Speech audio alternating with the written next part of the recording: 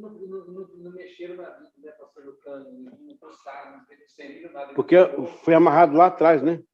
Mas eles podiam mexer, mudar.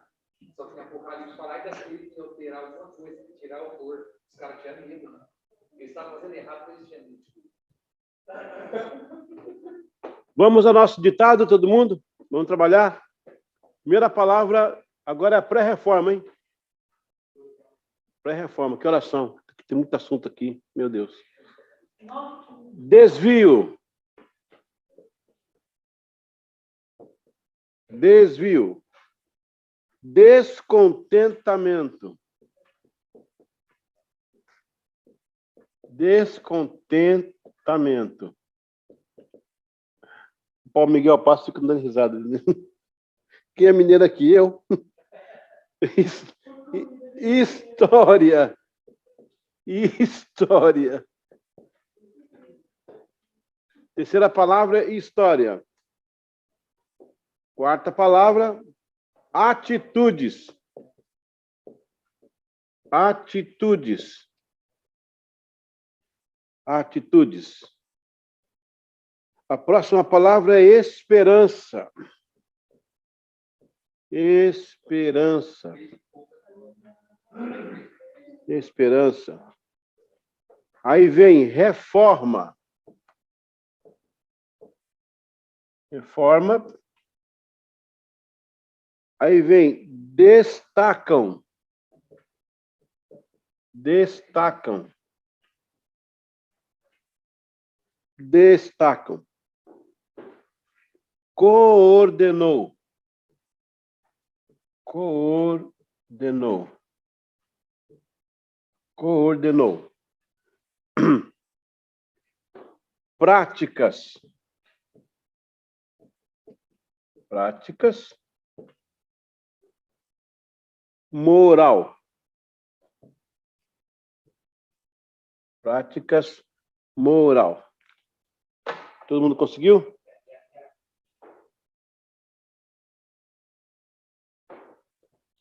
Vamos à leitura? 1, 2, 3. Desvio. Bora, Pedro. História. Atitudes. Esperança. Reforma.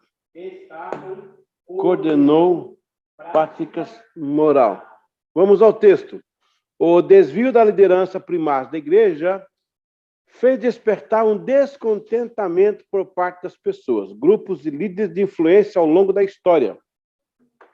Essas pessoas fomentavam mudanças, comportamentos, atitudes, cobranças, ao ponto de se criar um sentimento de esperança por uma reforma. Assim, algumas pessoas destacaram na base deste movimento, que tem seu apogeu no século XVI. Este grupo coordenou alguns movimentos específicos contra as práticas e ensinos da igreja medieval. Desde a pré-reforma, quanto à reforma, sua abrangência vai desde a parte moral, comportamental, social, até teológica, doutrinária. Então, a sequência de situações que a igreja promoveu lá atrás começou a despertar esse sentimento nas pessoas. E aí você vai ter um movimento paralelo. A gente vai conhecer agora o Pedro Valdo, que é um dos que começa com esse movimento. Ele é um dos que vai trazer algumas coisas interessantes. Na sequência tem o Wycliffe, tem várias outras que a gente vai discutindo, que vão já preparando a pré-reforma. Basicamente, o que eles diziam era a mesma coisa. É incrível o que Pedro Valdo listou. Eu quero que vocês lembrem de uma coisa, que naquela época não tinha internet, claro, né? Não tinha globalização, não tinha nem imprensa. A imprensa vai surgir com Gutenberg em 1493. Agora, 39. Agora, esse pessoal, muita coisa aqui, o Espírito Santo estava colocando nos corações, semeando isso aí. Porque não é possível pessoas em locais distantes, em polos distintos, falar a mesma coisa. Mais ou menos a mesma coisa. Então, era um sentimento geral. Então, a própria igreja, ela provocou isso nas pessoas. É igual o YouTube hoje. O YouTube tem aquela propaganda que você vai assistindo um negócio, põe a propaganda lá, você acaba não fazendo negócio com raiva. Eles não sabem que estão perdendo por causa disso. Esse atrevimento de pôr propaganda ali. Mas Então, aí tem que pôr o prêmio, né? E aí você tem esse. Ah, mas o YouTube é de graça. Não, não, você paga o provedor. Ok.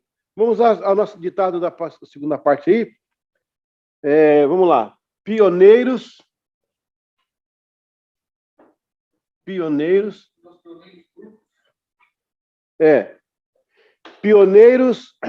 Um dos pioneiros valdenses.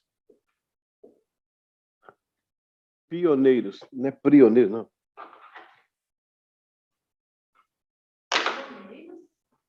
Pioneiros. Primeiros. Primeiros, perdão, gente. Primeiros. Era para ver se está prestando atenção. Primeiros. Valdenses. Quem lembra da pastilha Valdas? Valdenses. Mas tem Pedro Valdo. Que são seguidores dele. Aí vem Pedro Valdo. Tem que ser um Pedro, né, cara? Para agitar as águas, né, cara? Pedro Valdo. Trouxe. Próxima palavra, trouxe. Trouxe. Trouxe inseridos. Inseridos. Comerciantes. Trouxe inseridos comerciantes. Comerciantes. Tradução. Espera aí. Comerciantes, que o macho devagar ali. Comerciantes. Tradução.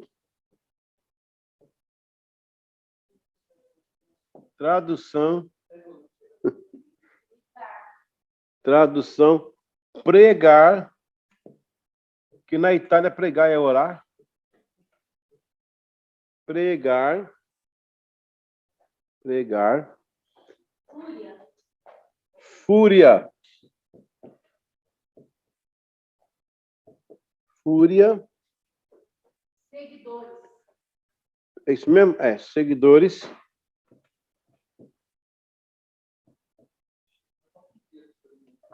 Seguidores.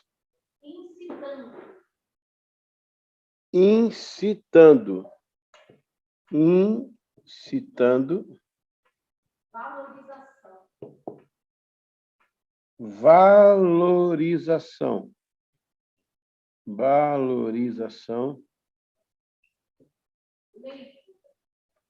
Valorização. Agora vem o. Não, leigo já tem. Na comunidade, ou Leigo tem? Abandono. Abandono. Ímpar. Abandono.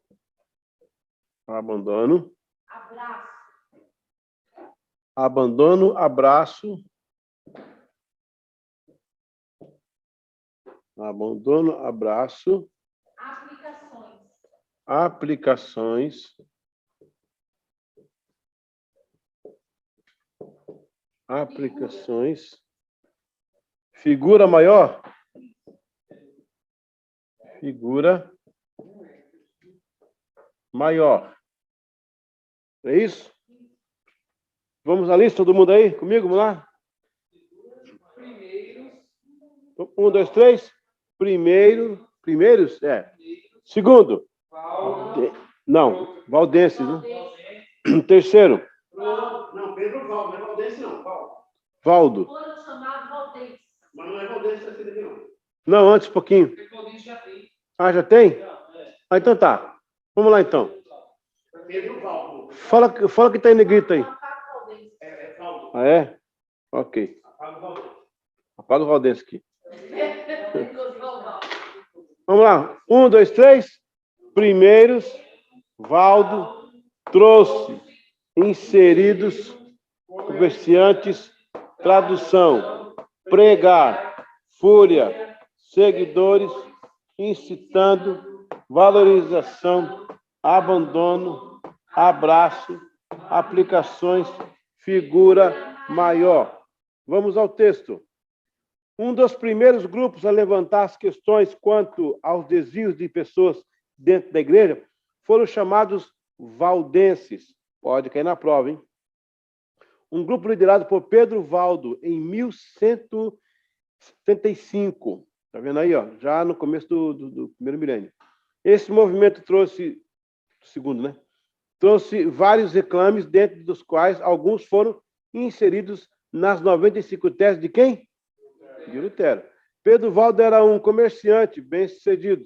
Ele encomendou uma tradução bíblica e alguns textos assim, incentivou a pregar. Então, naquela época, você podia encomendar, tinha os amanuenses que faziam as cópias bíblicas, né? Porque era leigo. Não, porque era leigo, atraiu a fúria da igreja oficial sobre ele. Conseguiu alguns seguidores que levavam sua mensagem a muitos lugares, incitando grupos pequenos contra a igreja. Valdo reivindicava a valorização dos sacramentos, o poder da ação do leigo na comunidade. Ó, que eu tô vendo aí, ó, olha só. O que é o poder da ação do leigo? Traduzindo no luteranismo, é o quê? O sacerdócio universal dos crentes. É o que o Spencer, em 1680, ele reivindicou para que as casas tivessem cultos, que era eclesiola em eclesia, igreja na igreja. Os cultos em casas, qualquer pessoa pudesse ler a Bíblia, qualquer pessoa pudesse se manifestar. Isso é chamado sacerdócio universal dos crentes. Então, a mesma frase, só que de outro contexto, mas a mesma coisa. O abandono das riquezas e relíquias religiosas, né, o abraço à vida simples. Muitas dessas reivindicações foram releitura de aplicações bíblicas e éticas por Lutero, Zwinglio e outros. Sendo assim, Valdo figura entre os que, de certa forma, influenciaram uma reforma maior. Ele vai influenciar o Wycliffe, Hus, Jerônimo de Praga e etc. Então, os reclames, já começou aí. Pode. Hã? Então, os reclames já vêm dessa época aí com os valdenses. Mas olha só, ele comprou a Bíblia, a tradução ele leu. Por isso que ele começou a falar. A Igreja Católica viu isso e ela reteve. Daí ela vai forçar os monastérios, né? Nesse momento. Eu já falei uma vez, vou falar de novo, eu indico o filme Nome da Rosa. Assista ele. O nome da Rosa. É o Nome da Rosa. Ele vai contar detalhadamente o espírito da igreja aí. Ok? Vamos então ao próximo ditado? Vamos lá. Vamos trabalhar, gente. Pensa que é só ficar vendo o professor falar, não. Acabou a mamata. Glória a Deus. Acabou a Lei Rouanet.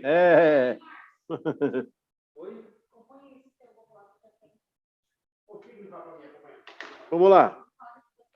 Estudiosos,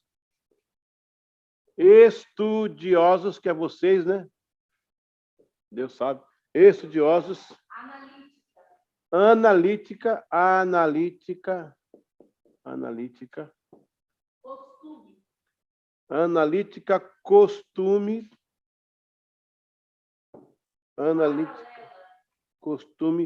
paralela.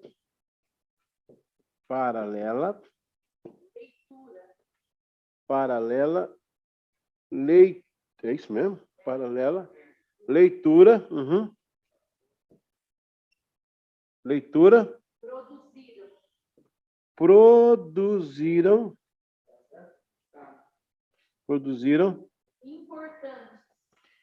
Importantes.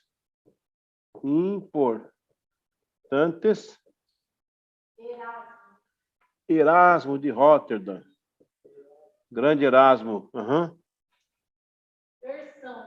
Versão brasileira, Herbert Richards. Versão. Agora eu viajei, né? Versão. Movimentos.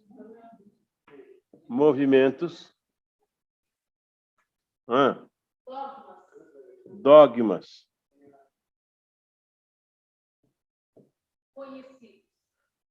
Conhecidos.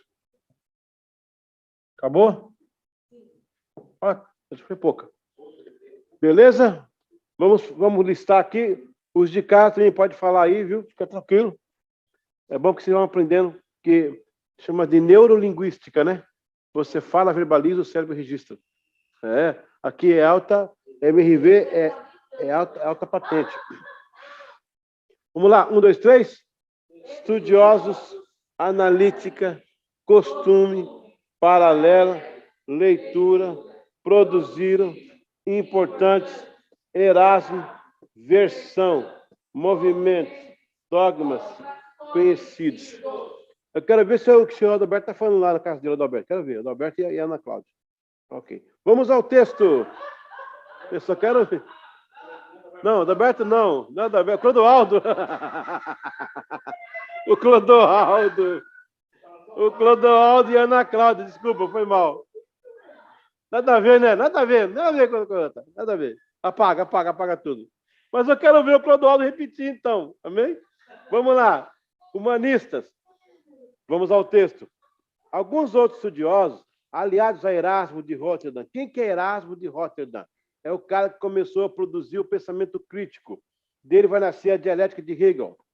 E o senhor de outros Países Baixos, que Holanda mesmo? O Erasmo de Roterdã. Ele vai sair, ele vai começar a falar, olha, gente, não é só chegar a pegar a Bíblia e meter o pau, não. Vamos analisar de uma forma aqui, mais com base, mais social, e começou em criar o pensamento crítico. Até o Erasmo de Roterdã, que é do século XV, ninguém tinha coragem de chegar e tecer um comentário assim. Ele vai criar o pensamento crítico, vai estar aliado já com os ensinos empiristas de John Locke, e vai produzir uma literatura humanista, no sentido de o homem já começar a surgir como uma pessoa importante do cenário. Até então, o homem estava reduzido o que a igreja pensava. Agora, o antropologismo começou a crescer de forma exponencial através do Erasmo de Roterdã, né?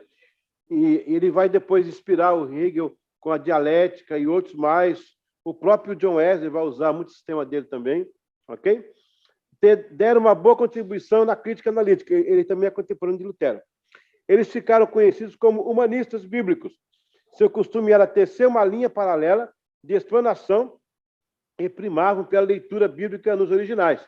E, desta forma, produziram obras que foram muito importantes na erudição bíblica do período da Reforma.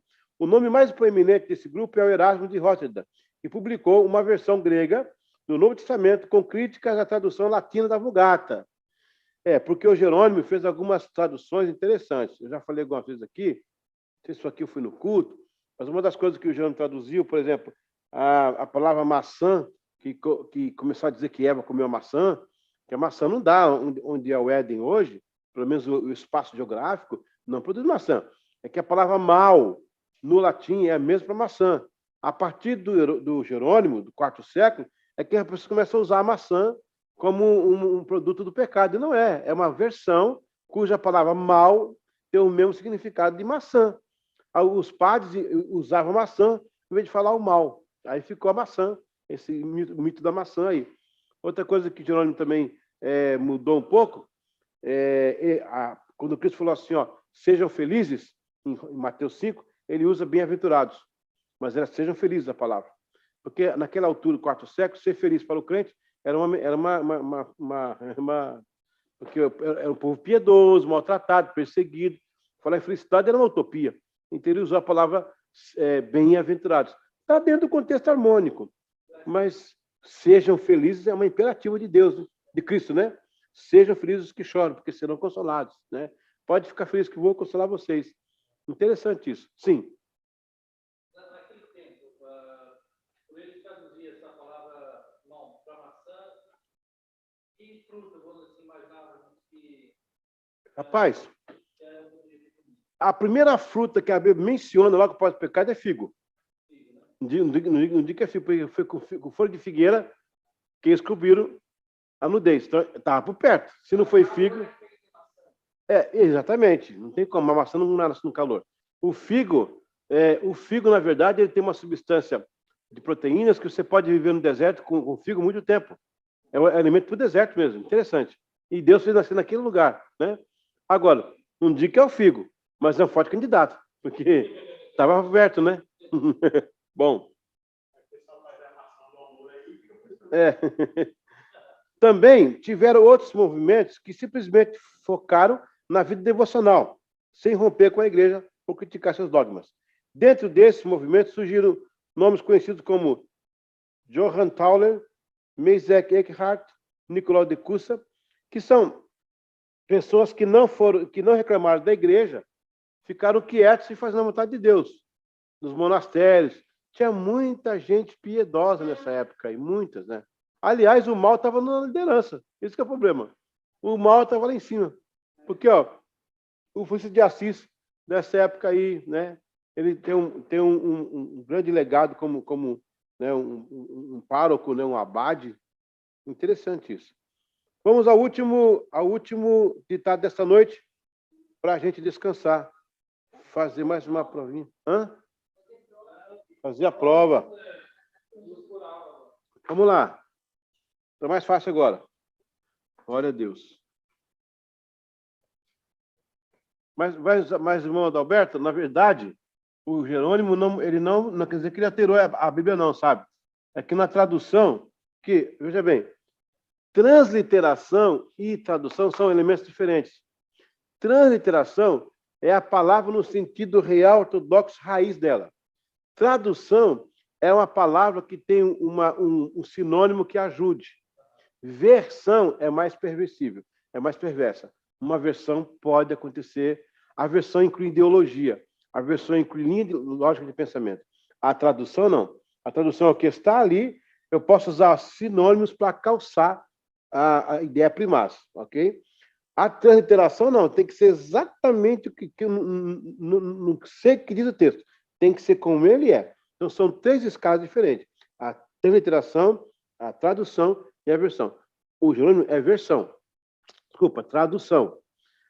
Outras versões surgiram, mas ele é tradução. Ele pegava do original, ele lia e colocava uma palavra para ajudar.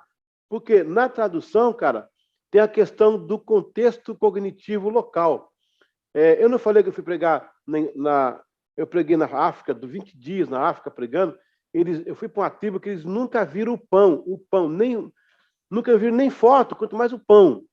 E eu pregando Cristo, o pão da vida, e o pastor me interpretava que Jesus era, na linguagem deles, a mandioca, que Cristo comia mandioca e tinha outro negócio lá.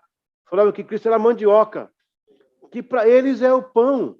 Então, nesse caso, ele usou a premissa do direito de licença da tradução, onde eu uso um sinônimo contextual para melhorar a ideia do que se fala, entendeu? Mas não pode sair também de original. Qual a diferença da transliteração para a tradução? A transliteração, ela é totalmente ortodoxa. Ela tem que ser pé da letra. É o pé da letra. Mesmo que não faça sentido. Pé da letra. Porque são línguas orientais, entendeu? É. Tradução, você já faz uma comparação. Pois. Mas então, quando diz que a tradução é a mais próxima da original. Porque é mais próxima, porque ela usa palavras que calçam para interpretar o original. Entendeu? Eu posso ter o Pedro, eu posso ter o Pedrão, eu posso ter a pedrada.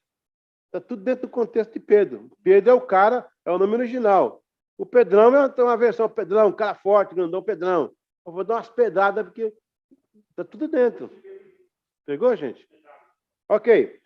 Vamos ao ditado. Escala. Escala. Cenário.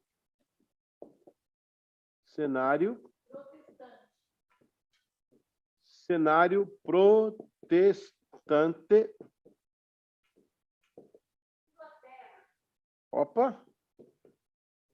Quem não souber escrever Inglaterra, por favor, né? Inglaterra. Inglaterra. Adotados.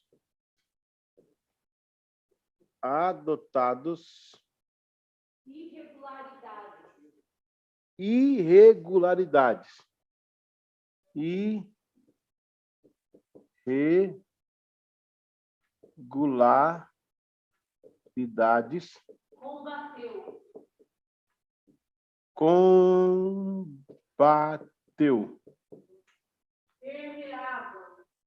Combateu. Permeavam.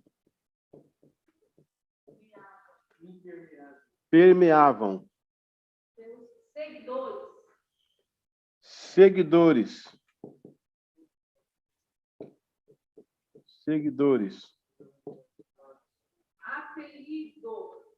Apelido. Um amigo meu foi tirar a carteira de motorista na Flórida, e a mulher falou: você quer inglês? Eu traduzindo para ele, né? Que é inglês e espanhol. Não, espanhol é mais fácil a mim, não sabe? Sei lá, inglês. Aí escreveu lá direitinho, preencheu, mais ou menos. Chegou lá no balcão, entregou a moça e falou assim: seu nome? Falou: Cláudio. Seu apelido? Que é apelido em inglês, no caso, né? É o surname. Aí ele falou, ele olhou para trás e falou assim para ela: bochecha. A mulher falou: o quê? Bochecha? A gente ouviu para quê, cara? Era Reis, é Cláudio dos Reis o nome dele. Apelido, tadinho. Sacerdote. Sacerdote.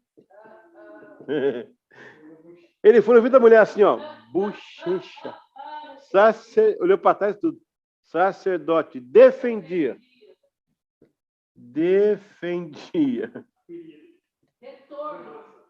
Retorno.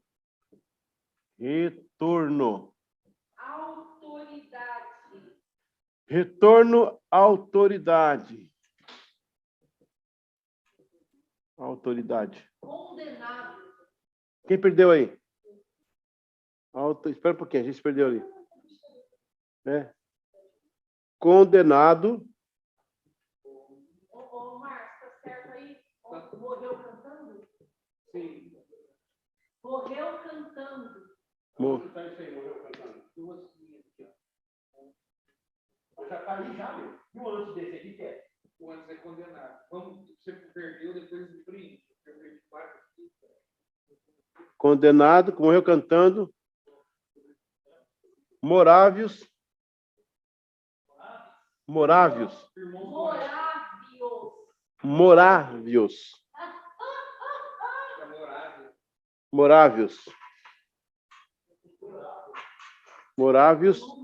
Mencionados. Caminho pagaram sangue. Caminho.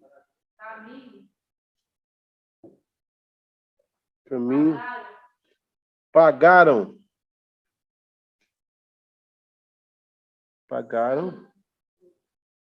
sangue. Caminho, pagaram sangue. Ok. Caminho, pagaram sangue. Vamos lá? Vamos conferir? Conferindo então. 1, 2, 3. Escala, cenário, protestante, Inglaterra, adotados, irregularidades, combateu, permeavam, seguidores, apelido, sacerdote, defendia, retorno, autoridade, condenado, morreu cantando, moráveis, mencionados, caminho, pagaram sangue. Muito bem. Vamos encerrar, então. Última leitura, provinha e ir para casa jantar. Passar no chinês ali, se Deus quiser. Brincadeira. Vamos lá, então. Vamos à leitura. Na escala de ascensão à reforma de fato, 2 nomes surgirão no cenário, que serão considerados os propulsores da reforma, consequentemente protestante. Eu vou explicar depois o que é reforma e o que é protestante. Uma coisa não é a outra, tá? A protestante aconteceu 12 anos depois. São eles: John Wycliffe, 1325 a 1334. John Huss, 1372, 1415. John Wycliffe era um sacerdote na Inglaterra, professor na Universidade de Oxford. Ele se opôs aos dogmas adotados pela Igreja medieval. Levantou-se contra as irregularidades do clero. Rejeitou os ensinos acerca da transubstanciação da ceia do Senhor. Eu já expliquei para vocês aqui, não já? Isso aí? Ok. Na ceia do Senhor, do purgatório, do celibato e até das indulgências. Combateu as superstições e sincretismo que permeavam a igreja da época. Seus seguidores foram os Lollards. Lollards é apelido dado pela Igreja Católica, significa erva daninha.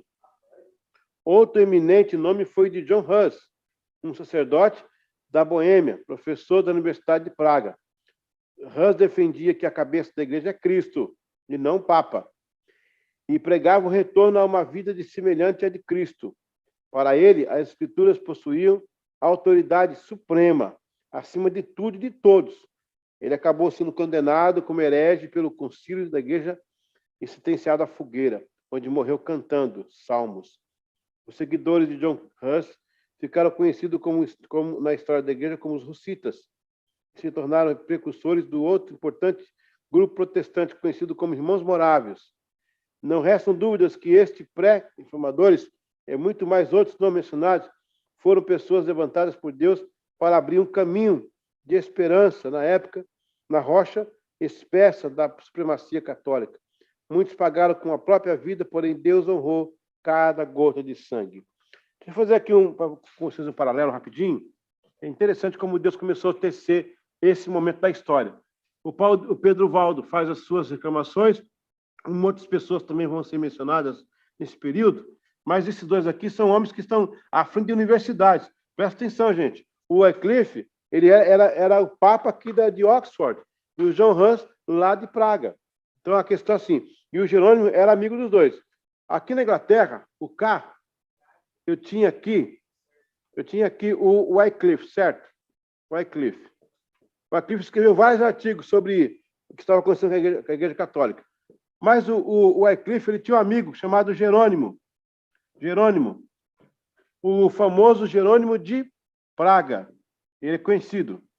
O Jerônimo era amigo do Hus. O Hus, né, que estava lá na época na Boêmia. Boêmia. A Boêmia, a Morávia, a Prússia, toda aquela região. Ali tem a Áustria, a Alemanha, a Boêmia. A Boêmia foi uma tribo chamada Boí, tribo Boí, que no quarto século veio da Inglaterra e fundou a cidade, ao local da Boêmia. Então, a Inglaterra está sempre envolvida aqui, ok? O Hus era de lá, amigo do Jerônimo. O Jerônimo foi o elo de ligação entre os dois. O que o Wycliffe escreveu, o John Hus alimentou. Quando o Wycliffe morre, ele deixa os Lollards, que são os seus seguidores. Lollards, aqui, século XIV. Século XIV. Okay? Quando o Hus morre, ele deixa os hussitas. Ok? Isso aqui já é o século XV. Século XV. Os hussitas vão se levantar contra todo o processo da Igreja Católica. Os hussitas vão dar a origem aos morávios. Por quê? Quando os hussitas saíram correndo da coroa, eles encontraram um abrigo numa fazenda na Alemanha, na época que estava ainda sendo Alemanha, começando a ser Alemanha, Conde Zinzendorf, no local que eles reservaram na fazenda para chamar local refúgio secreto, que é Herhut. Desses morávios, a turma número 12 deles vieram fazer missões na Nova Inglaterra, que seria os Estados Unidos, 1735, quando um jovem que estava a bordo, chamado John Wesley.